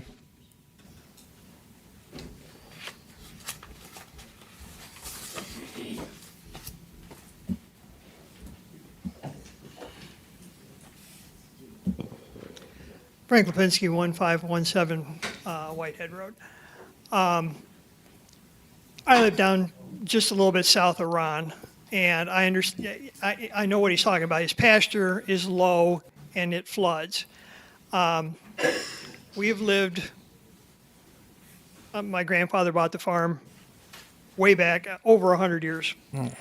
I've lived there 66 years, and I'm just going to throw this out. Ron is right. When we milk cows, when I was a little kid, the ditch would go dry in the summer, and we'd have to water the cows up at the barn. Now it flows constantly. But still, when it rains real hard, and I'm 66, I've seen that ditch come out of its banks at my house. Now, Ron's a different story because his ground is lower. Probably less than a dozen times I've seen that creek come out of its banks and spill into the fields. It rises and, it goes up and down like a normal creek would do, I would think. So again, and I'm with Ron, the only people that are benefiting from this are the people that live in town, because it doesn't affect us, at least me, at all, and I'm just going to throw that out there. Okay, I mean, it normally goes up and down, and like I said, probably less than 6 times I've ever seen it come out of its banks. I think I saw somebody in the back. Yeah. Why hasn't this ditch been maintained before then? If it's all this bad, suddenly it's an issue, or we just realized that we owned it, or someone found the ditch? No, right here. I'll let Don. Currently, this ditch is not under maintenance, and ditch maintenance is a statutory term. Well, let's back up and explain. Why don't you explain the difference? Okay. Yeah. So, as it sits today, this ditch is private property, and each individual person or each individual property owner is responsible for the maintenance of the ditch. So every little parcel, every large farm that goes through, every log jam that we've identified would need to be taken out by each individual property owner, and that would be their obligation, their responsibility. What we have found is that over the years that this ditch has become a larger and larger issue. It was brought to our attention, and we invested some money to study the ditch when Pheasant Run needed to have their sanitary sewer end up being hooked up to the LaGrange wastewater treatment plant. And this is the outlet for it. That raised concerns about the potential for increased flooding. That was when we hired KEM and they actually put a flow meter in, and Mark was able to actually make a statement that during peak flow events, the water coming from the wastewater treatment plant is minimal. But we saw that this ditch had issues. We had conversations with the village. The village has issues. Our industrial parks within the village have issues. So, and it all stems from the condition of the ditch. So we, over the years now, have been working to figure out how we could best address it, what the plan would be, and we've gone with the ditch petition process. What this does is take each individual property owner who would have to maintain this ditch and instead places it on the county engineers and the county board of commissioners to go ahead and say that this ditch is of importance enough that there is enough greater benefit for the community at large, that this should be something that we should undertake to ensure that we have adequate drainage, so that we can get the benefits of that drainage and protect the investments that have already been made within the township, within the village, with the businesses, the homes, the parks, the streets and the infrastructure, making sure the wastewater treatment plant isn't being adversely impacted as well. And so this is the process that will transfer that obligation of maintaining the ditch, which is private property, to a public obligation, to the county's obligation to maintain it.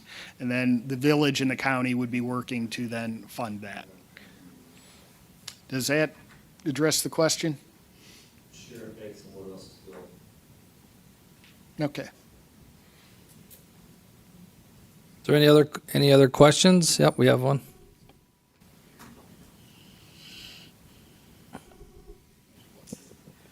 My name is Gregory Jones. I have a property on the East Commerce Parkway, commercial property.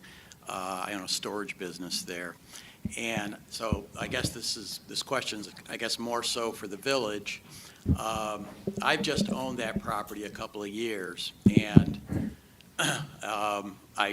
before I got the letter from the county, I got a letter from the village that they wanted these ditches cleared out. And I guess I'm having a hard time understanding, and again, I've only been there 2 years, but I've never seen any flooding issues resulting from, and the way that it works, it kind of flows from east to west in my, along East Commerce Drive. I don't even know where it goes after that, because when it exits my property, it kind of goes, I don't know if it goes into a storm sewer, but it goes underground. And I'm not sure where or if that eventually gets to Kelner Ditch. But behind my property, or on my property, is, I think, what would be considered a retention basin. And from what I can tell, it's just, it's there to meter out the water, to slow the water down so that it doesn't get further downstream and affect other properties. So I don't see an issue with it other than it's doing its job at this time. And, the village hasn't said exactly what we need to do other than that they do want them cleared out. So I'm trying to understand, I haven't seen a diagram of how all of the hydraulic, how the water flows from one area to another. I couldn't really even see what, on the screen where the water flows from and to. So in my case, I want to know how, if I can sit down with somebody, if I can see, how this is going to benefit other properties, if it's even causing any issues for properties. I kind of asked in a letter, specifically tell me what issues this is causing. And at this point, I really don't know that it's causing any issues. Yep, we had a ditch viewing. I think it took, about 45 minutes? Right, yeah. Is that online where people can, is there a way we can? I viewed the ditch viewing, whatever that Okay, was, a couple weeks okay. ago. And apparently, it ends before it gets to the Commerce Drive area behind the Keystone High School there. Okay. And my ditch doesn't even flow that way. I don't think it does, just from my, not an expert in it, but it flows the opposite direction, not towards that. So Okay. that's where I don't even know where my water goes exactly. Gentlemen? So I guess. Yeah, I can answer a little bit of that. Oh, okay. Excuse me. Mr. Mayor? We did send out letters, and this really has nothing to do with this project. We did send out letters to all of our businesses that have retention basins or detention ponds that they had to be cleaned out. The ditch he's referring to is really, if you cleaned it out, you would see it's a large detention area, which has not ever been cleaned out. So that's why you got a letter, and it's more than one property owner, and it's also, we have LaGrange Community Improvement Corporation, which I'm president of, and we also own property that we're gonna have to clear out, and that abuts his property. So it's a separate issue. That water does go under 301 South Center Street into West Commerce and into the park and eventually to Kelner Ditch, yes. But we did not include it in this project. It's a separate issue. Okay, so. Okay, you're So- saying so you yes, just said it doesn't, it If I doesn't. can answer that, you can give us a call and we'll sit down and show you the diagrams and try to settle that issue down at Village Hall. Because I heard it does affect it and it doesn't affect it in the same breath. That's what I just heard. I don't know, maybe that's just me. It does affect it, but it's not part of this Okay, project. so it's not a part of this project, So it but flows into the Kelner ditch. Eventually, eh, yes. But it's not, but it's not part of this quote, the Kelner ditch project. So it's just a village project that is completely separate and distinct from the county project. Yes, and if you're aware of the community park where it goes under 303 or West Main Street, it is a different ditch that goes all the way down past to the sewer plant area and goes into Kelner Ditch. It's a whole separate ditch that this issue is part of. And And it's not part of the Kelner Ditch issue, even though it does eventually get there. So, I mean, the fact that the water does go to the Kelner ditch, and another gentleman mentioned this earlier, if you clear it all out, the water's just going to flow faster. And if at this point, it's, Well, for us, that's the whole idea. We want that water to get out of town quickly instead of backing up in flooding areas. Well, then I guess And our so- retention ponds try to reduce that issue by holding water back, yes. well, anyhow, I can, if there's an open forum or ability to come in and talk to somebody within the village, I'd like to be able Yeah, to do that. just give us a call down at Village Hall, call Village Administrator Gates here, and we'll sit down and talk about that. Okay, thank you. Okay? Thank you. oh no. Yeah, Tim's talk. Yeah. My name's Tim Barfield, 16281 Whitehead. I only have two questions. First off, does this easement already exist? Or are you asking for? So that's what the purpose of these hearings are, to create that easement. Okay. Do we have any say? Like, can we Yes. refuse on our property? Well, that's the discussion that we're having. I'm going to let the lawyer talk. No. If the board so desires to move forward with this project, by operation of law, there are two easements that happen. One is a construction easement, which I talked about before, to allow them to come onto the property to construct the ditch. The second easement by operational law is that maintenance easement. So if and when the ditch needs to be maintained, that easement will kick in and they have the permission to go on your property for maintenance purposes. That's a great way to segue to my second question, which is this issue of this roadway. You don't want to call it that, but it's going to become a roadway. With this maintenance, can we put up a gate and give the county a key on our property so that people can't be traveling across our road, our driveway, our properties? I can't. No, well, I've seen, Because I think you guys have had this issue in other hearings where people have had fenced-in backyards, correct? Correct. Would you like to address that? I can't give an unequivocal yes or an unequivocal no.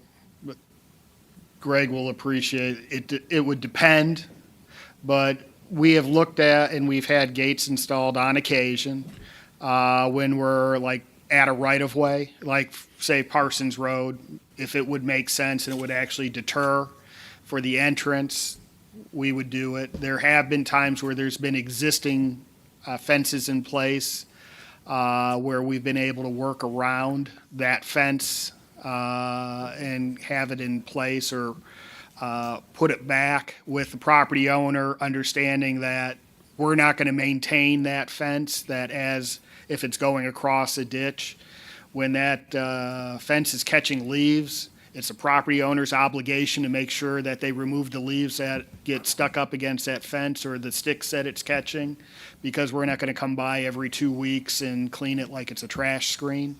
So it would depend upon location, it would depend upon what it would be, but we have worked and installed a gate on a project to try and limit access.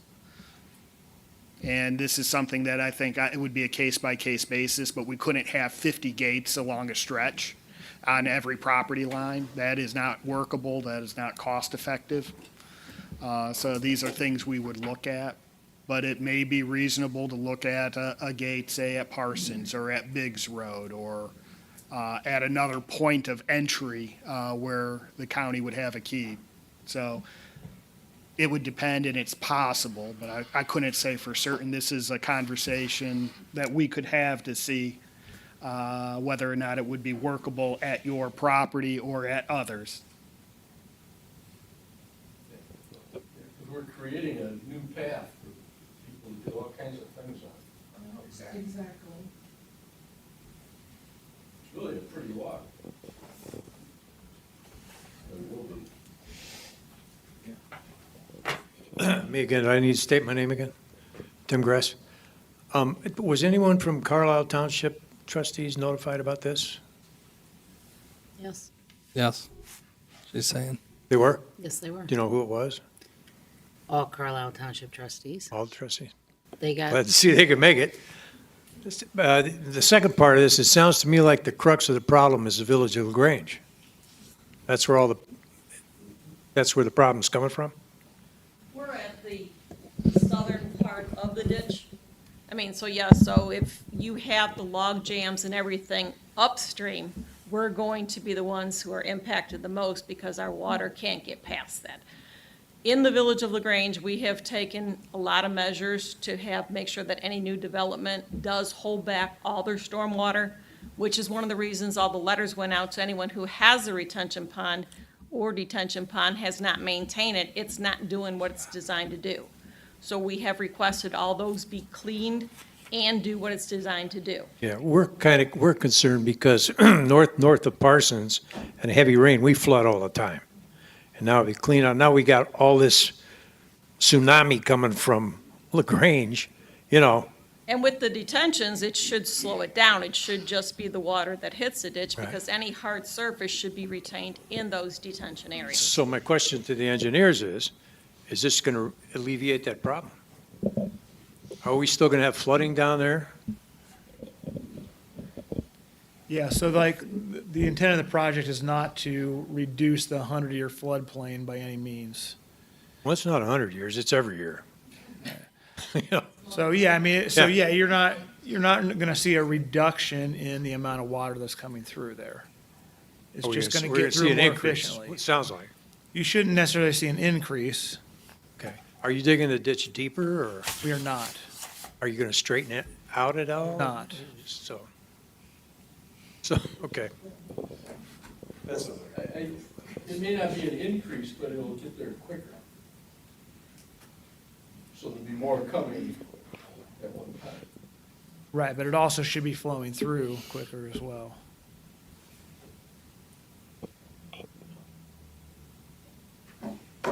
Anyone else? Okay. If I might. Yeah. I invite you guys to come out and walk through our property, just to see what we're talking about. That way you can get a visual. It'd be like Jeff, it'd be like somebody, they would decide to do something with that river next to your house, you know, and they wanted to come in. Oh, you've been there, huh? Yeah. Cigars. Put a road in there to do something. I mean, that wouldn't be nice, but I invite you to come out and check it out. Okay. Still the blue house? Blue house? Yeah? No? Oh, okay. Oh, okay. Would you like questions? Yeah. Question, Don, first, what is the condition that we require the contractor to leave the property in? Because that's the first step to resolving their issues of what happens with life after the clean ditch. It should be, or not should be, it will be positively draining. So it's not going to be holding water, but it'll drain to the ditch. Drain to the ditch. It'll be grassed, stabilized, and it should be without rut. So smooth. Now, it's not going to be, I don't want to leave the impression it's going to be an Augusta putting green. It won't be that nice, but it's not going to be big ruts. It'll be like a typical yard. It may have a little bit of an undulation, but in general, it's going to be, sloped slightly toward so that it has positive drainage and it's not holding water. One thing that we have found in some places where people do maintain their ditch is they'll scoop out the sediment and then they kind of side cast it and they impound water either one way or the other and prevent water from getting to the ditch. And then the ditch doesn't really function the way it should and ends up creating problems for us long-term when we get involved because that little berm will create a wetland that we then have to timber mat and do other things to protect. So. Second question I have is for the mayor.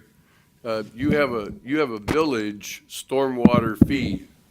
Mr. Still talked about he pays 2 fees. He's currently paying a maintenance fee as well as a village fee. Yes, I just learned about that today, like your people did too. So, It's yeah. funny how these hearings have a way of having groundhogs pop up all over. Sure, and would be happy to discuss that with them too. Okay. Yeah. Real quick. Because obviously the village fee pays for village infrastructure and Right. inspections and All that kinds of kind other stuff. Yeah, things. it's for the whole stormwater system, not just that Right. part of the ditch. So it goes on everything that we would have with stormwater. Right. And just one other thing, as the village administrator said, we are definitely on the north end of Kelner Ditch. It starts at Keystone High School. That's where Kelner Ditch starts, and that's in the village. So as soon as the water leaves the area of our wastewater treatment plant, it hits a forest, a dense forest, that's all clogged up with trees. And what happens is everything backs all up to Keystone High School. So, you can say we're causing a problem, but that land in the township that we hit right away out of our wastewater treatment plant is not ours, and it's clogged up. And I would like to share, I spent my entire life in construction, and we have knowledge of these types of things, and then also, have been involved in a township for, 20 years where we deal with this. And I would like to, that sometimes it sounds like the village versus the township, and we talk about the water and moving fast, and I hear names like tsunami and stuff. But I'd like to, unless I'm wrong, and people up here in the front table can say that, the rain is the rain and the water is the water. Water flow is not going to increase or decrease no matter what we do. And if the detention ponds in the village are working properly, that's the whole purpose, so that when you get a lot of water, it comes in at whatever rate God says it comes in, and it goes out at whatever rate the ditch can handle. But this is my first ditch hearing, and what I hear is that this ditch doesn't function no matter how slow the water's going. Am I correct, Don? Yes, it suffers from an incredible amount of log jams, large and small, and it has quite a few silt bars, and then it has some other obstructions that aren't natural, undersized culverts, failed culverts, that basically act as dams along the way. So it is not functioning the way nature designed it, nor is it functioning the way man, when he originally improved it, and it was named Kelner Ditch for a reason. It was improved, it was meant to convey water, and it's not working at its capacity. And I would say that the ditches and the water system work a lot like the roads and the streets, and then in that you have to look past the problem to the greater picture, otherwise fixing part of it just pushes the problem down the road. I will say it was interesting to hear the comments about the four-wheelers and the access to the right-of-way. It would be a barrier during the maintenance, but if people wanted to put up fence to bar that, it's their property, correct?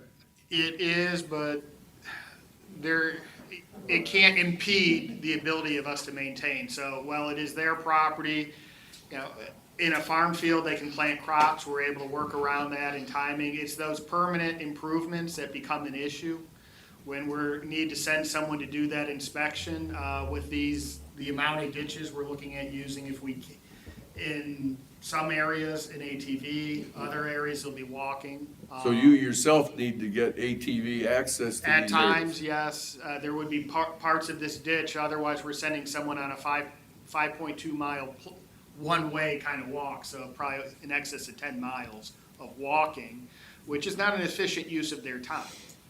I mean, Well, I think it's a valid concern, and we have members of the sheriff's department in the audience tonight. I think we ought to ask them to the dance and find out what these folks can do about, it sounds to me like we're trying to say we can either clean the ditch or we can inhibit the RTVs, and there's got to be a way for us to do both.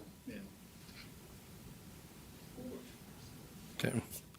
I don't need a microphone. No, ma'am, you don't. What's gonna happen, living in that house, we moved in there, I was 10 years old, and I pretty much lived there, and I'm 60, okay? Pretty much spent my whole life in this place. And when we were kids, there wasn't a tree to be found, I can tell you, probably from the village, close to, clear down to Parsons, okay? It was just a ditch. We thought we were lucky because we had one monkey ball tree back that we could sit down underneath to stay cool, okay? When it would rain and we would get the gully washers that we get now, that ditch would get so, the water would run real fast, it would look like a river back through there, like the Black River running back through there with nothing to impede it. And it would stay that way, okay, for a while. So there's gotta be a way. I get these people, I know what it is to be flooded. We're flooded where we are, all right, when it rains. I'm the last one to mow my lawn on Whitehead Road because of the flooding. There's gotta be a way to do this to where we're not pushing it down the stream and giving the problem to somebody else. And that's kind of what it feels like. Okay, thank you. Do you guys want to address that, or?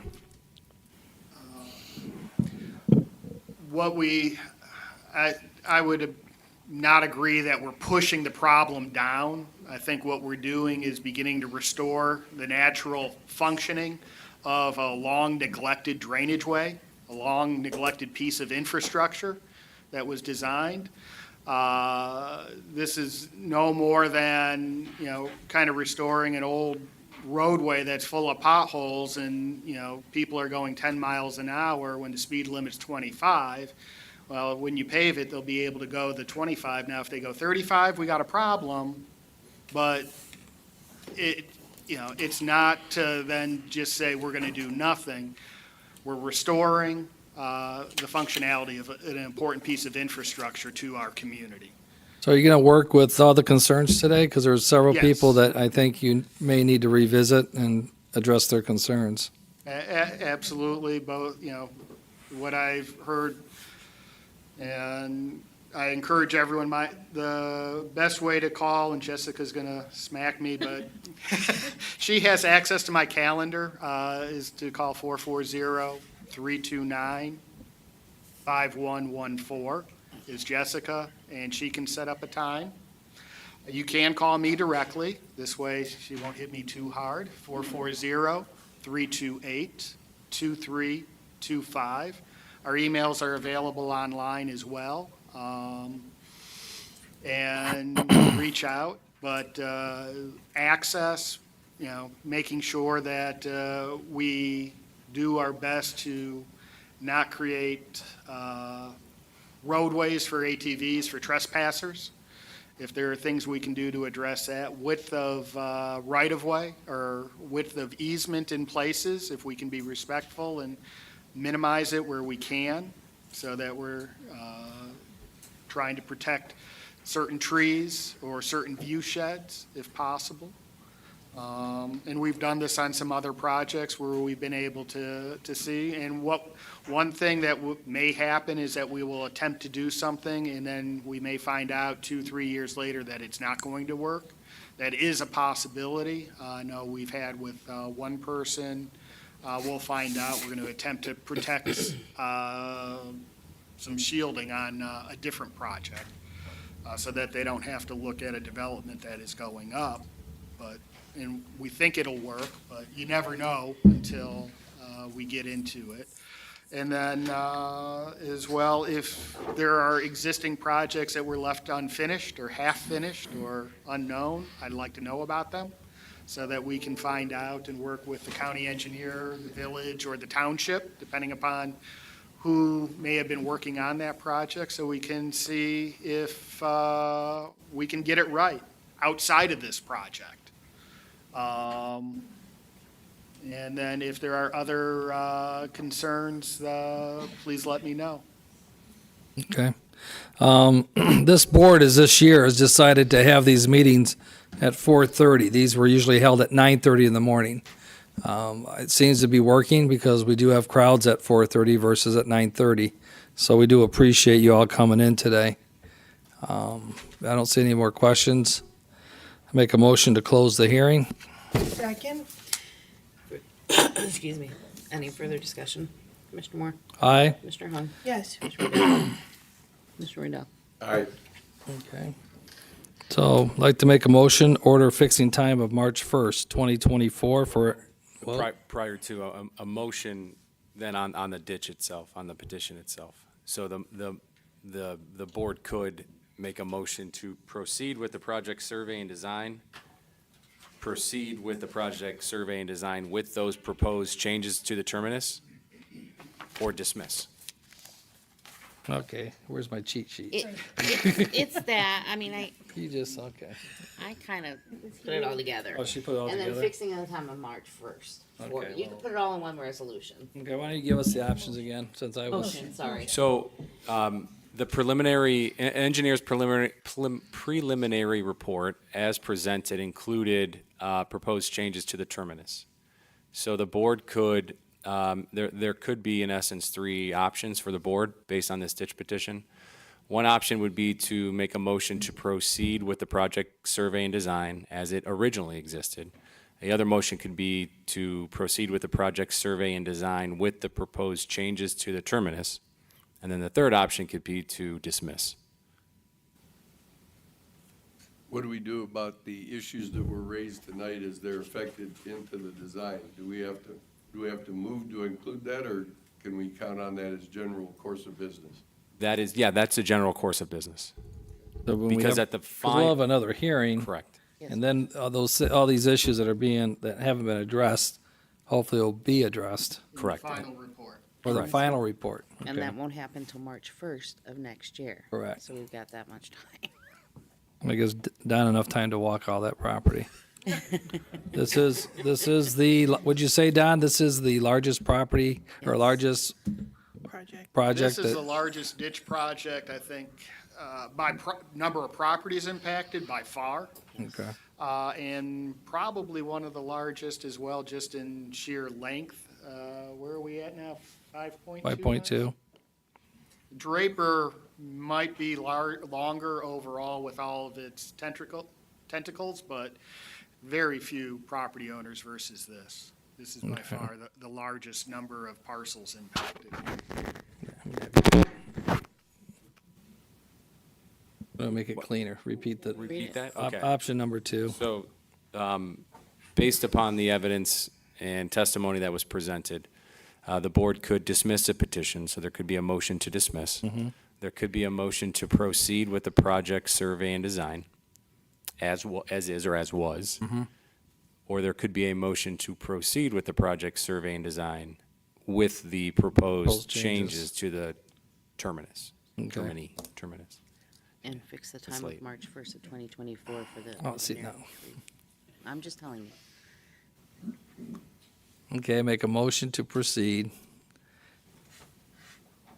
with the design with the changes in the terminus. Is that the proper terminology? That would be, yeah. So In order of fixing the time of March 1st of 2024 for engineer to submit final report, estimate assessments, and proceedings for improvement and claims for compensation and damages. So That's motion. my motion. Motion to clarify, motion to proceed with the project survey and design with the proposed Correct. changes to the But- terminus. Okay. Yes. Yep. That's my sloppy motion. I got it in front. I know, you got it. Okay. Anything for further discussion? Commissioner Moore, Aye. Commissioner Riddell, Aye. Commissioner Hung. Yes. Okay, Don, you got some work to get back to us and get these questions answered. And can I say one thing? This won't happen till March 1st of next year, but then once that's done, you guys will receive another letter. But this all happen next year, so. Thank you for coming in.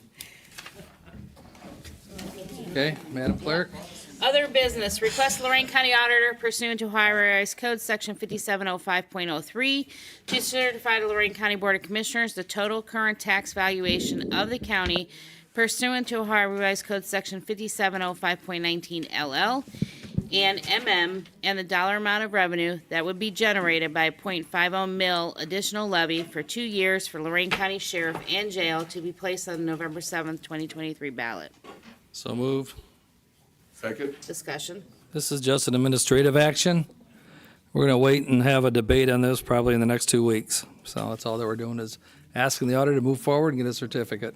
So, Commissioner Moore. aye, Commissioner Riddell. Aye. Commissioner Hung. Yes. move to adjourn. Second? Thank you. Do you want the roll call, Craig? Commissioner Moore. Aye, Commissioner Hung. Yes. Commissioner Riddell. Aye. We're adjourned. thank you. And thanks again for everybody for coming in. What's that? That's not my specialty. No, Oh. if he has the option, I didn't know if you needed that in the public hearing or not. so You don't, but okay. it is what it is. Okay. I'm I'll gonna save that one for put, next see, time. what? Those are both .5? Is that what we said? There's only 1.5. Yeah, 0.50. yeah. for 2 years. We always have to put the 0 at the end, but Yeah, I know. 0.50, yes.